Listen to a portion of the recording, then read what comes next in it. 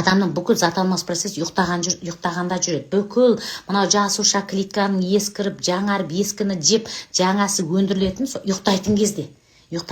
Ол өзі ритммен жұмыс жасайды. Сенің мынау асқазаның қай уақытта жұмыс жасайды, мынау бауырың қай уақытта жұмыс жасайды, бүйрегің әр 2 сағат сайын жұмыс жасап тұрады.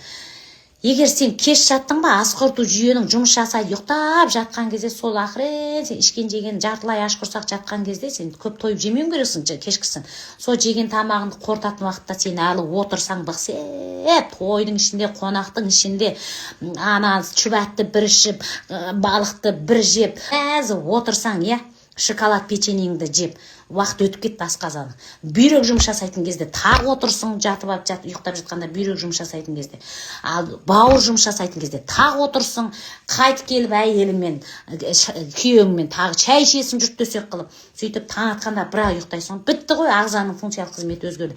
Сосын түнімен мынау энергияң тасиды да, қазіргі балалар неге кеш жатады дейді.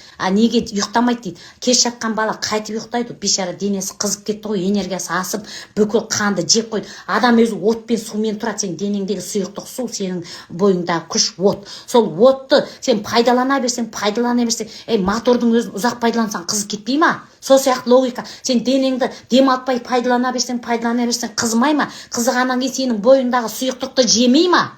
Содан кейін қызымай ма? Қызығаннан кейін жүрек лапылдап соқпай ма? Сол жүрегі соғып тұрған адам гиперактивный болмай ма? Сосын бала ұйықтамайды ғой, аналайындар-ау. Неше түрлі фактор енді, ол бір ғана фактор емес. Енді сен ұйықтамасаң, балаң қалай ұйықтайды? Сен бірінші өзің ұйықтасай сағат 8-де, сосын балаңды ұйықтатпайсың ба? Сосын баланың асқазаны, ұйқы безі өте әлсіз.